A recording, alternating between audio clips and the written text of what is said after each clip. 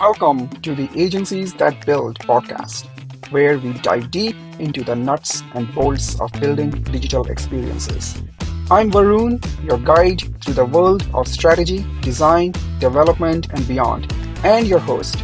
I'm joined by my co host, Drew, who brings his experience in the world of e commerce and digital growth. This show is sponsored by Together We Ship, committed to helping agencies grow. Now, enjoy today's episode. So, hello everyone, and welcome to the Agencies That Build podcast. Today's guest is a master of digital marketing who seamlessly blends creativity and technology to drive success for e-commerce businesses. He leads a dynamic team at Golden Digital, where he crafts innovative strategies for small and mid-sized companies spanning Shopify, Google, and Facebook ads, as well as SEO and web development. With over a decade of experience, he's worked with a diverse array of clients from fashion and beauty to health and wellness.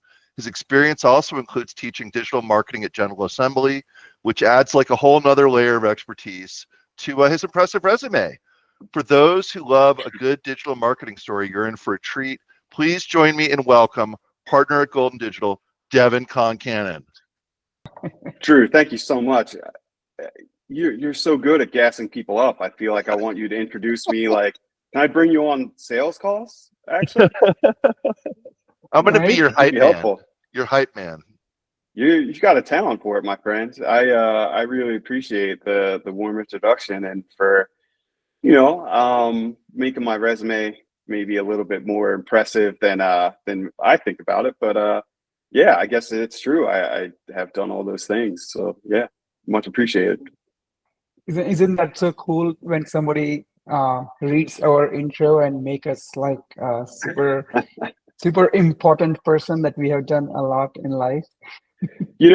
I think with most ambitious people, we're so busy thinking about the present and the future that we often don't take a moment to think about the past and all the things that we did to get to this moment, right? So yeah, it's been a long, interesting, and at times weird journey, but it's been a lot of fun too. So wouldn't change it for the world.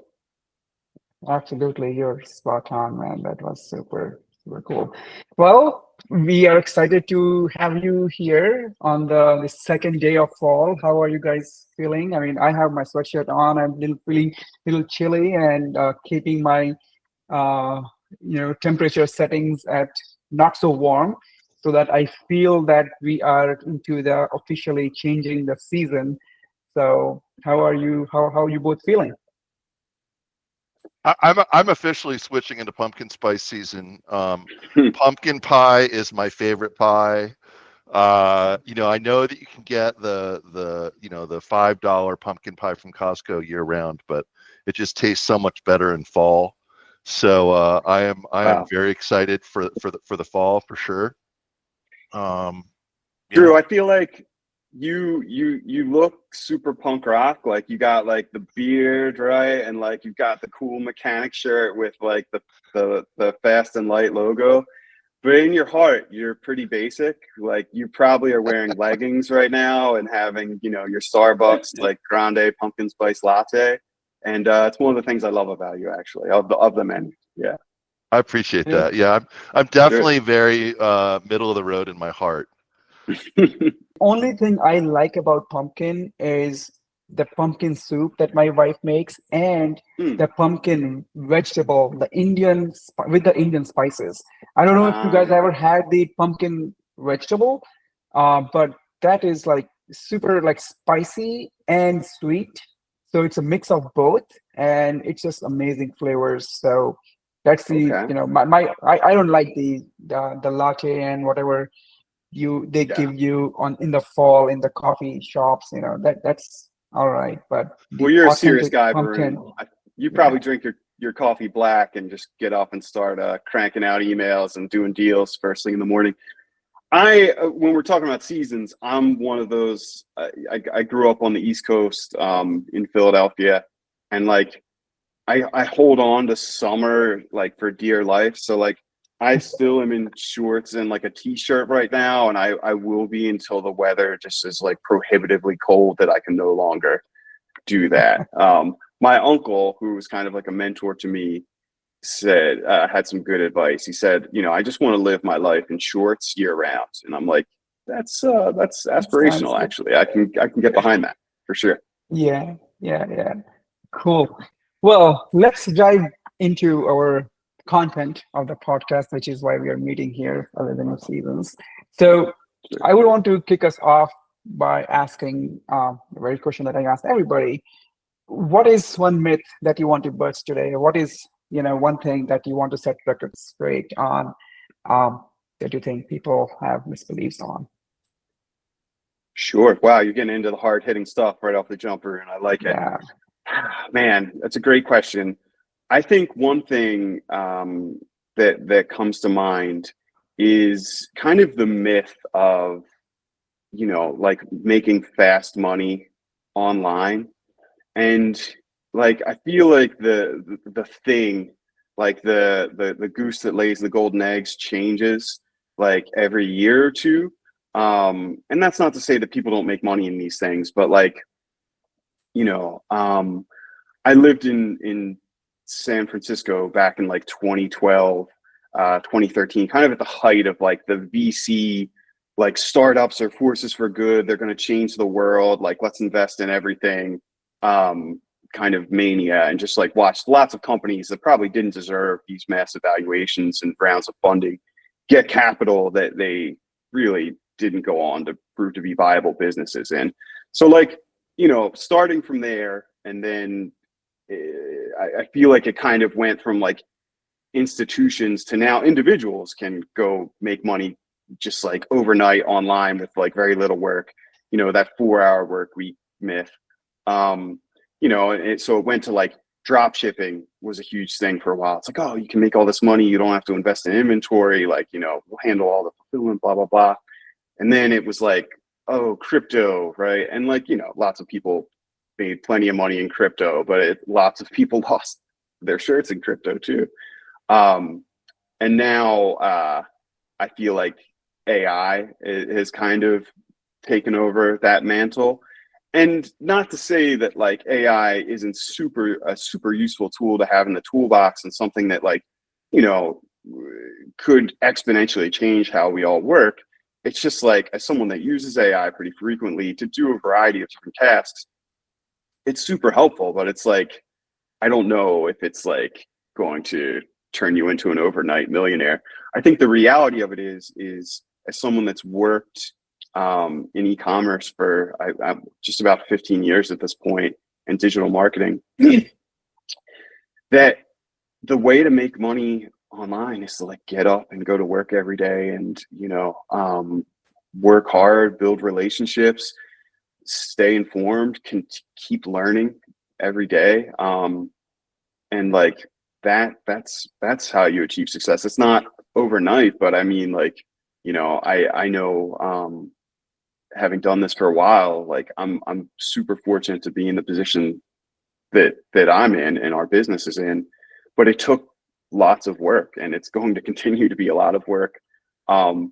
Thankfully, I do something I enjoy, and I'm sure you guys feel the same. But yeah, that's the reality. It's like I don't know of any technology or like, trend that's come along in the last 10 years that really is like going to deliver overnight riches to people. The people that make a lot of money are the people selling the courses about how to, become millionaires overnight. Like that seems like a good business to be in, but for the rest of us, it's a slog, man. Yeah, I totally agree, and I love that term passive income. Like, unless you're an heir or an heiress who inherited millions and millions of dollars and has a team of people running things for you, I think the whole idea of, passive, like there's nothing passive about passive income. And it's always a lot of work, and things are always changing, and someone's always trying to come along and take what's yours. And that's just kind of the nature of capitalism. And so Sure. I love hearing you talk about that. And really, I think that, we've seen over the years that, the brands that really stay after it are the ones that succeed, because again, the only thing that stays the same is that it's always going to change. 100%. Yeah. Passive income. I mean, like, I have a little sideline in real estate, and like lots of people talking about that being like passive income, but like there's nothing passive about it. Like, I'm working on the weekends, and like, oh, the internet's not working, and the heater needs work. It's always something. Like, to your point, Drew, it's like, show me the only passive income I know of is like, sticking $1 million into an index fund and like, just living off that compound interest. But otherwise, like, we're out here working.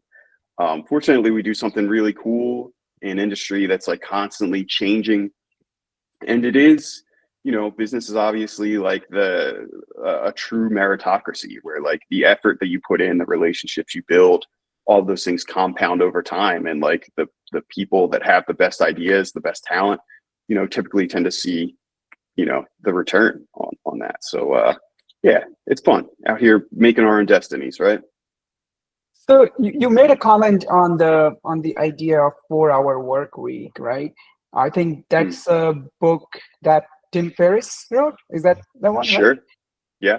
So, and it became an overnight success. I think it was super hit. People joined that bandwagon, and then I wonder what percentage of people actually were able to make money working 4 hours a week, right? I mean, I'd read that book right at like kind of like the height of its popularity, maybe in like 2014 or something like that.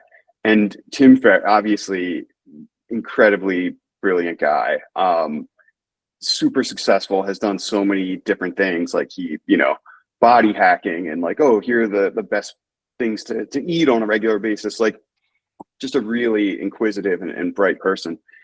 But yeah, I mean, I think some of the message from that book is that, like, hey, you can build a business, you can build a one-person business and really like find success. And it might not be like a growth business, like where, the goal is to go public one day and have like a stock and all of those things. But, you can build a really great lifestyle business that does, I don't know if 4 hours is going to get it done, but some people have a ton of success and maybe work 30 hours a week, and like, they drop their kids off and pick them up from school in the morning. Or, the idea of like being a digital nomad and being able to work, but also travel and have all these cool experiences. So I think it was a great jumping off point.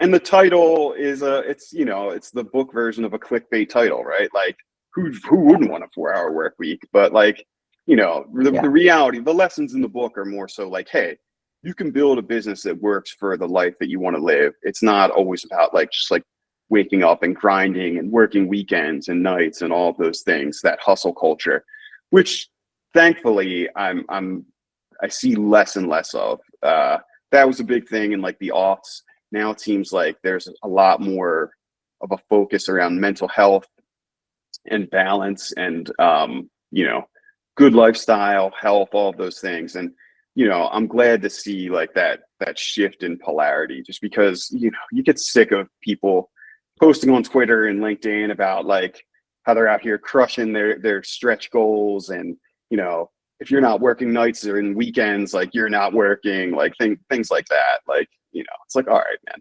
like I have a family, I have other interests that I'd like to pursue. Like, I'm just not like I don't want to just be a cog in the machine until I die. I'd like to like see some of the world and talk to people that I love every now and again as well. So yeah, I think it forces us to also think about looking at the work and associate that with your purpose, right?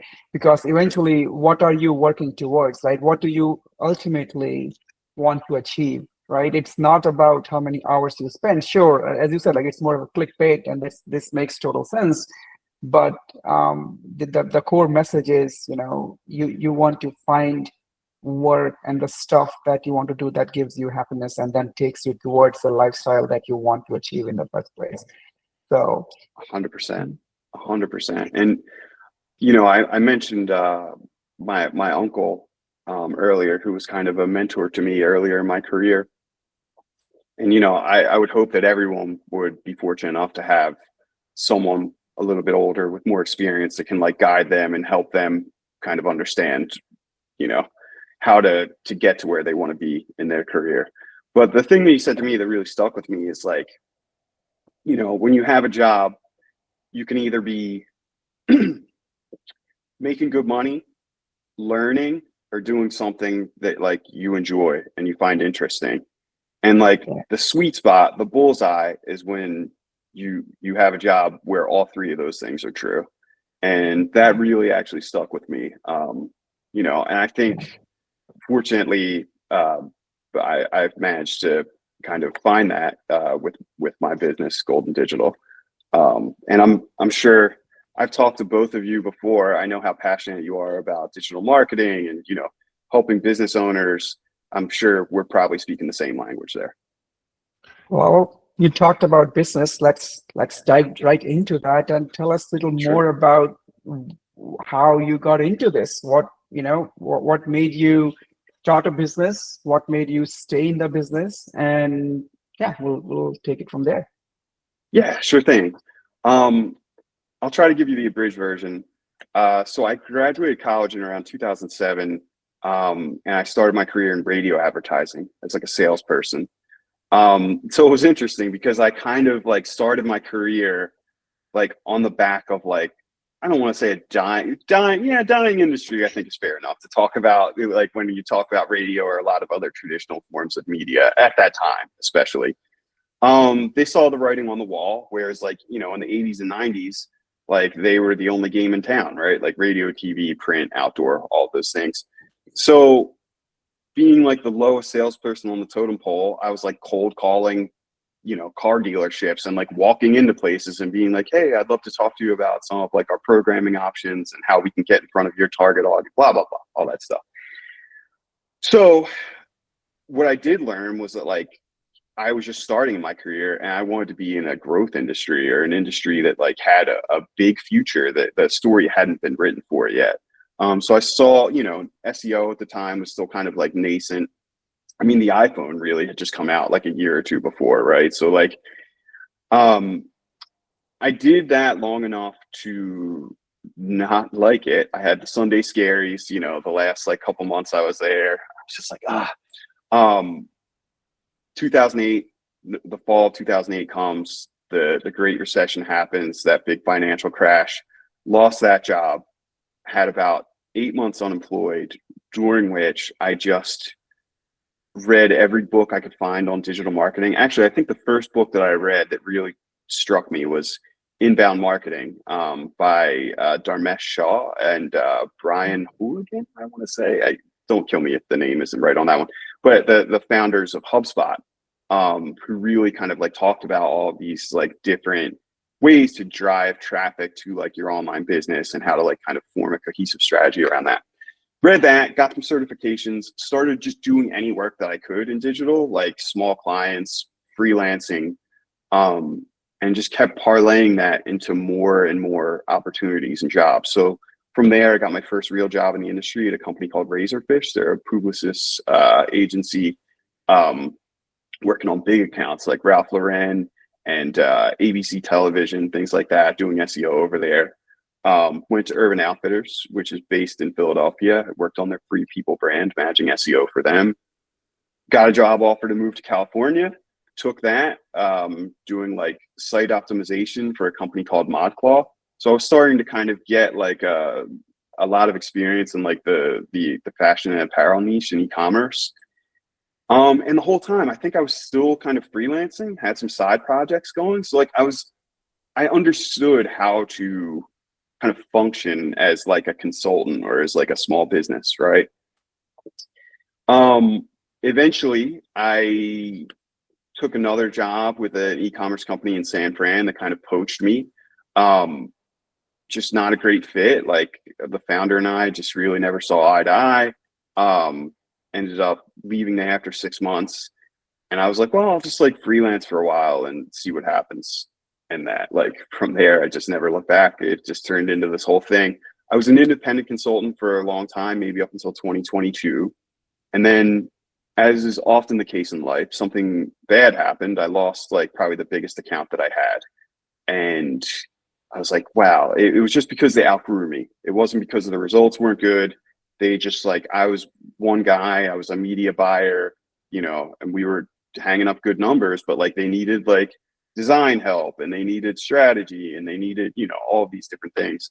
So that was the impetus for me starting my agency.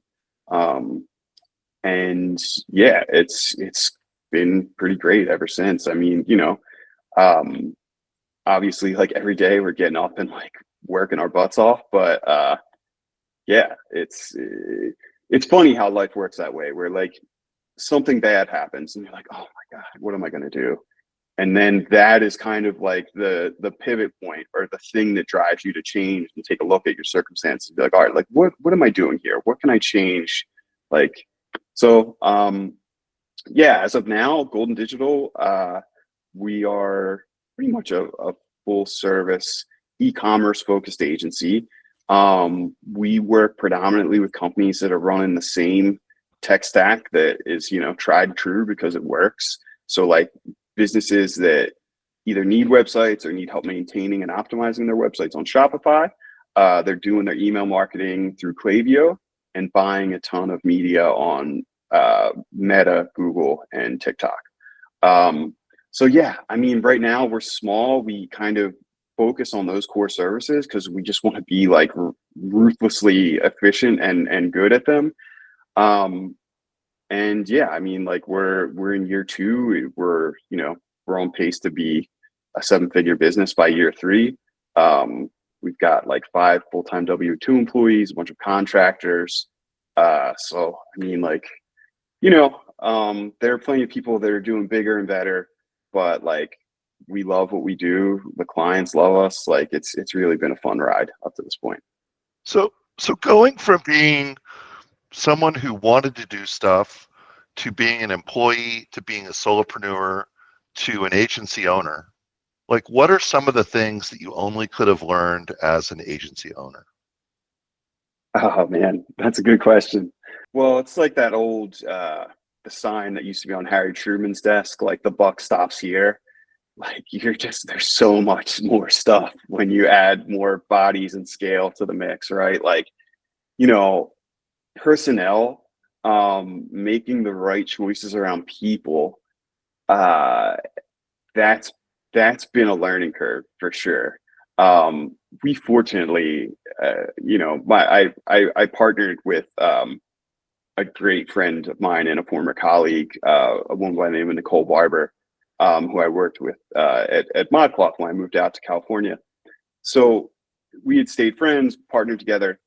We brought a lot of people over from that like ModCloth team that she had experience with, and they've been fantastic. But then, along the way, we've also had some stumbles with like net new people that like sound great on paper and talk a good game, and then like come in and basically, it's just one problem after another, and just trying to like, so there's been a learning curve there.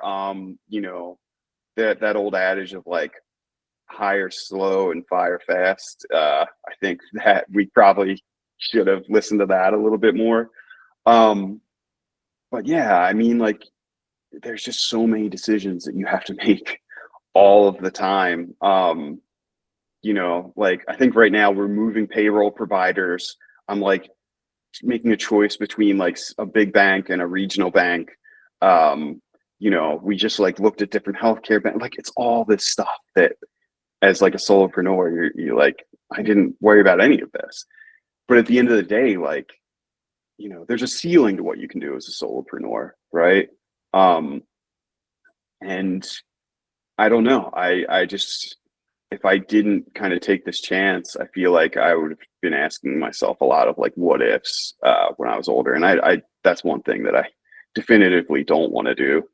And yeah, Drew, Varun, I'm sure you both can probably speak to this, just knowing, you both have built very successful businesses. So, hopefully you can empathize. Totally agree. I mean, we are, at this point more than 100 people, but I remember that journey like in 20 years, how cumbersome and how stressful it becomes when you are small and you have started seeing you're being pulled into all the different things, which is not really your core expertise. I mean, I come from a programming background as well.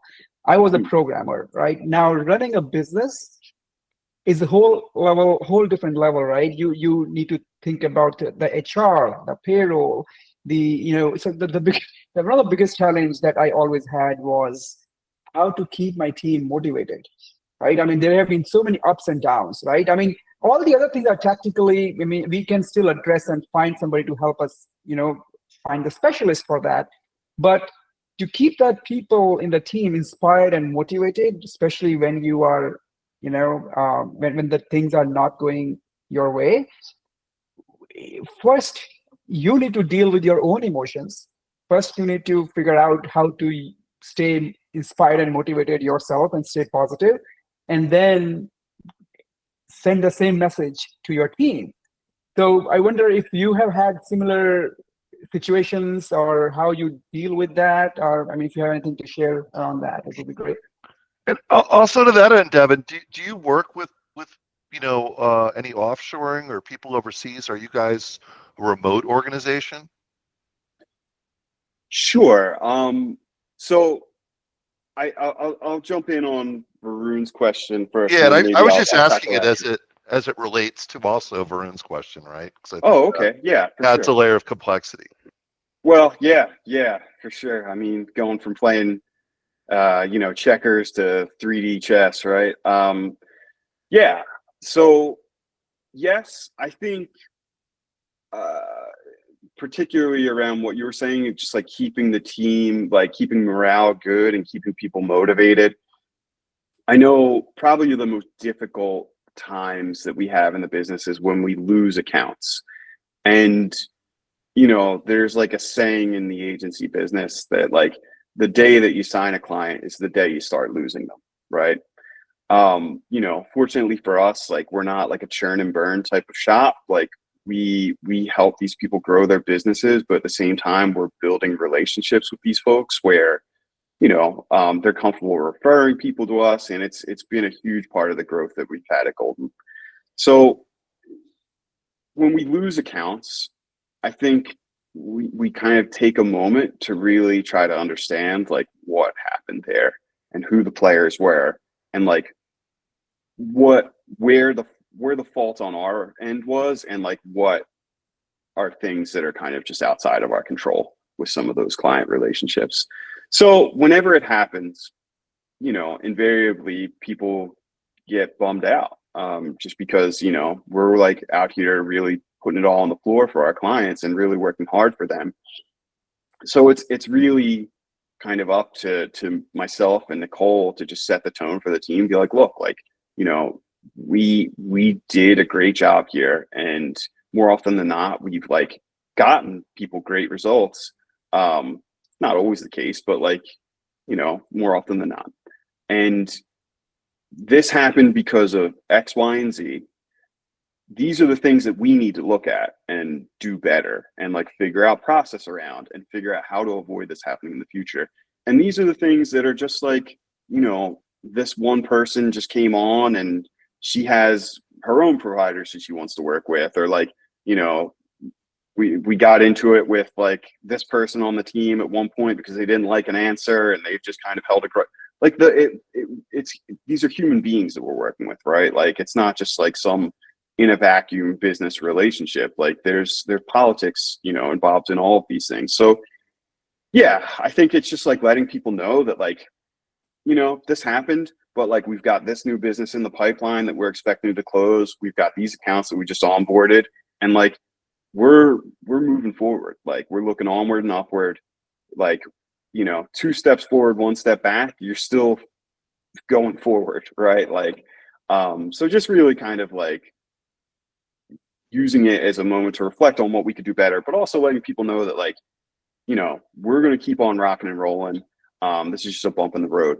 Drew, when it comes to overseas contractors, yeah, so that is actually something that we really have just started to do a lot more of is trying to identify like talent overseas. So right now we have 3 contractors that overseas, and I've been like very pleasantly just surprised at like the level of talent in some of these countries. We've found some really great contributors that help us, especially like on the design side, on the bookkeeping side. There's lots of tasks that like we need, like core operations within the business, that like we need reliable, like talented contributors for, that we've managed to identify overseas. I'm still, there's an added layer of complexity, like when you're working with people that aren't in your time zones and that are coming from different cultures. But I think we've actually done a great job of making everybody feel like they're part of the team. Scheduling meetings at times that are conducive to our overseas contractors, and really just like keeping them in the loop on what's happening in the business, and just treating them like the valuable resources that they are, and trying to help them grow, like paying for training, things like that. Like, yeah, but it's been a very overall positive experience. It's something that I'm probably going to try to do more of in positions where I can. So other than the cost, what other benefit and value have you seen in the offshore resources? But not only that, also the type of work. You mentioned some of the operational things. Can you dig a little deeper into that? And because that's a struggle that many of our guests that I've spoken to in the past have, yes, we want to do offshore, but there is a quality concern, and then the time zone difference. I mean, these are all legit, reasons to not go there. But there has to be, I mean, we deal in that space, so we know what works and what not. But I want to hear from your experience, what has worked for you? What type of tasks would you outsource, and what type of tasks would you not do it, just to help others learn on how to Sure. think about when it comes to offshoring? Sure. So right now, we have an email designer, slash like just like general graphic designer, a video editor slash graphic designer that like is kind of more focused on paid ads.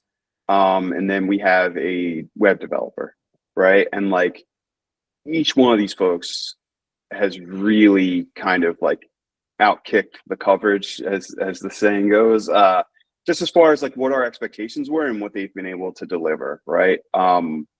Whereas like with guidance and the right systems and processes in place, like the time difference doesn't really matter. I mean, like we're working out of a project management system, so like ideally when things are functioning correctly, like we're getting these tasks and requests over to our contractors like with plenty of time in advance. And then we have process where it's like, okay, we're going to have a weekly creative review where we go through all of the outputs and like we can give you revisions in real time.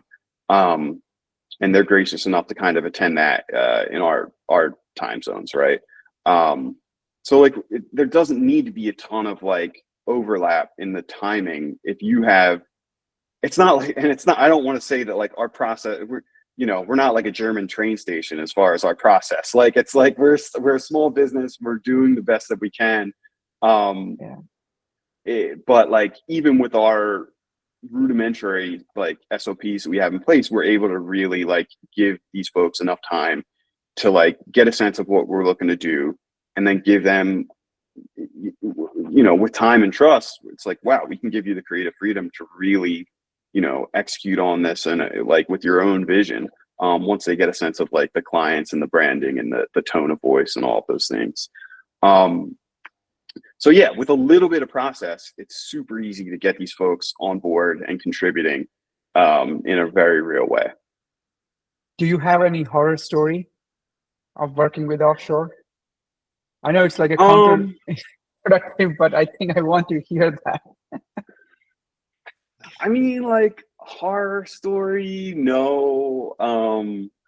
I mean, like, honestly, I have more horror stories about working with contractors in the US. And like, I don't want to, and I can't like divulge any of We these cannot, things just nobody because of, can we cannot generalize that. There are good and bad resources and people everywhere, right? So it's a big myth, that I call like, offshore doesn't work. No, I mean, sure. it's just the people, right? We are living in the It's people's economy, exactly. right?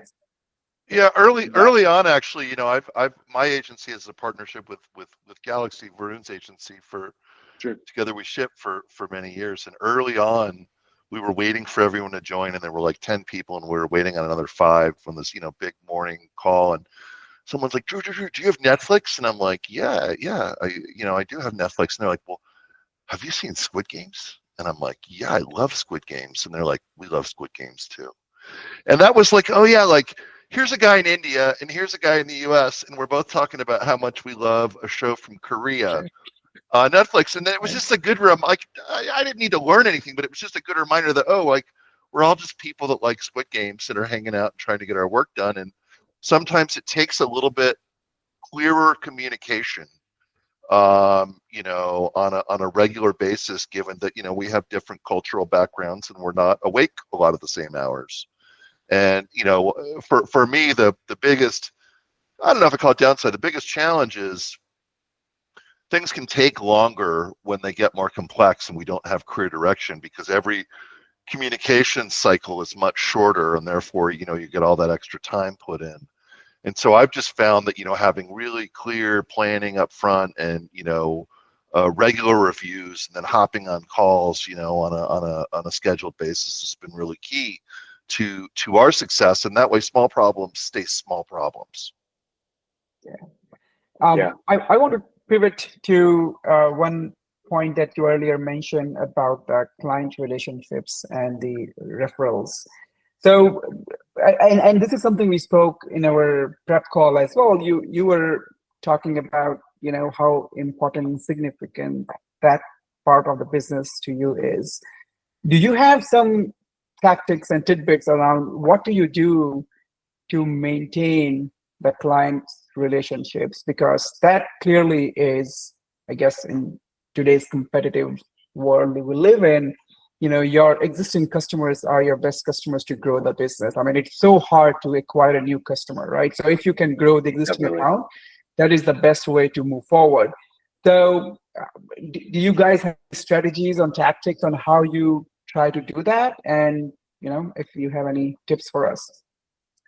Yeah, for sure. I mean, honestly, like, I think that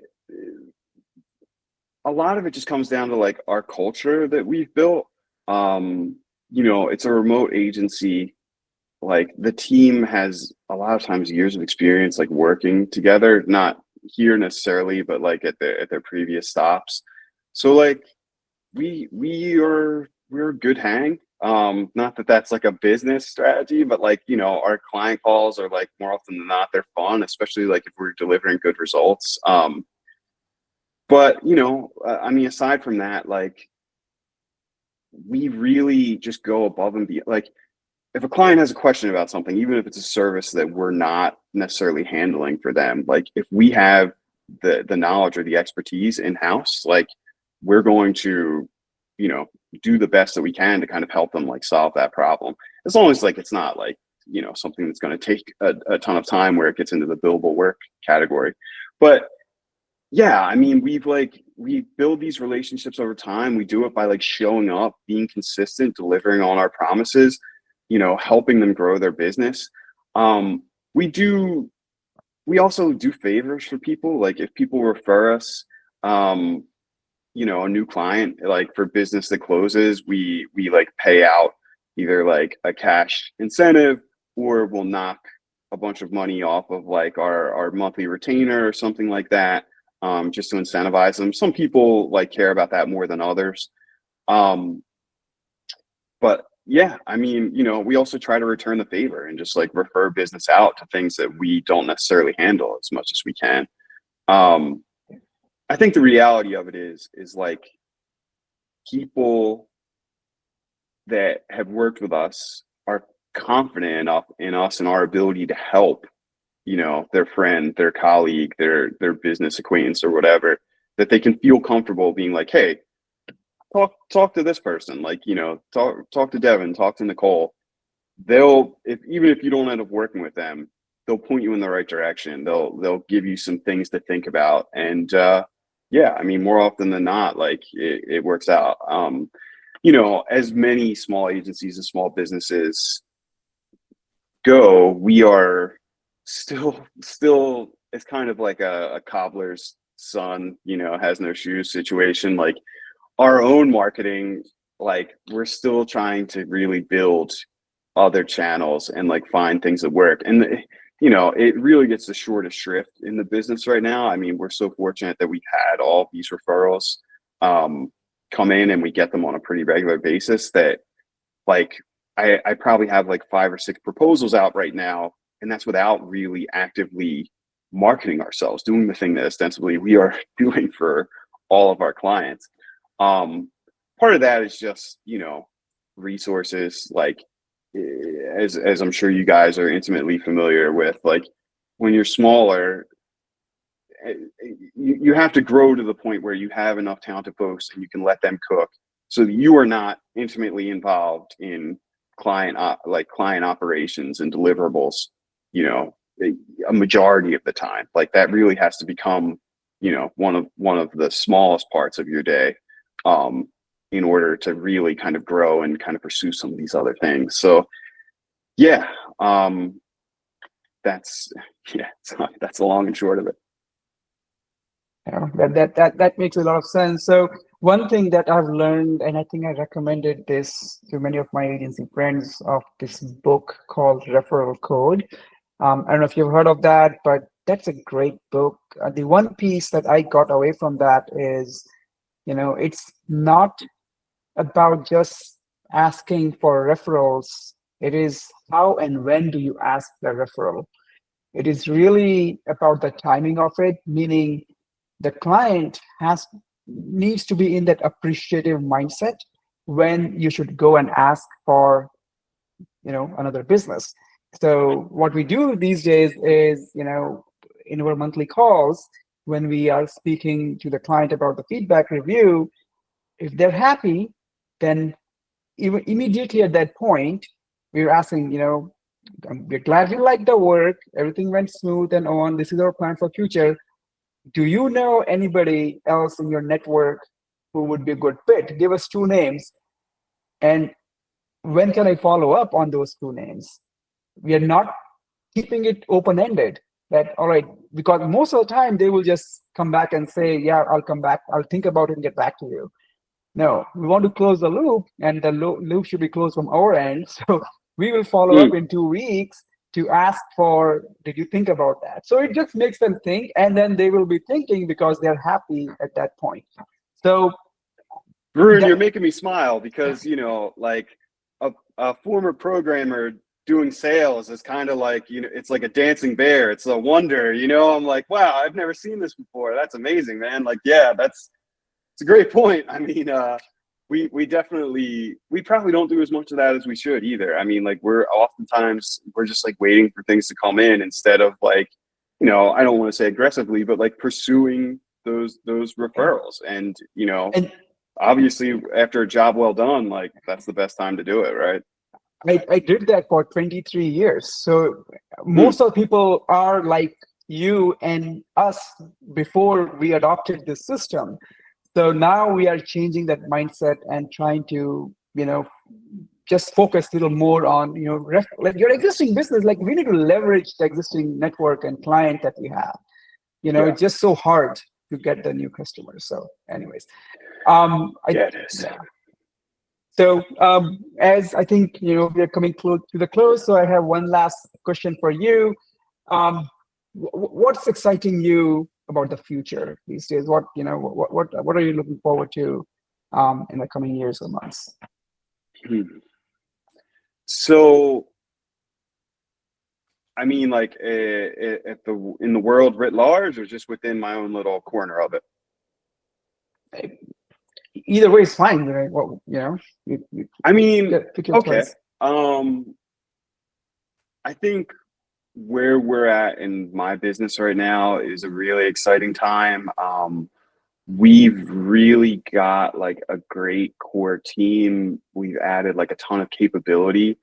Like there's, the two areas that I really I'm kind of focused on right now that I think are going to take us from like good to great and really let us scale are, around process and technology. Like we're making we're really kind of putting a lot of time and energy into like having well documented process that's like established, and like as soon as it's like clockwork, as soon as like something closes, everybody like has the same sheet of music that they're playing from, and the things just happen, right? Like the idea of that is just like so exciting to me because as a small business owner, like getting something off the ground, like so much of it is like you prompting action all the time, right? And it's just like impossible to be able to do that all the time when it needs to happen. So having like everybody know their place, when to jump in, and just being able to like run the same play over and over again,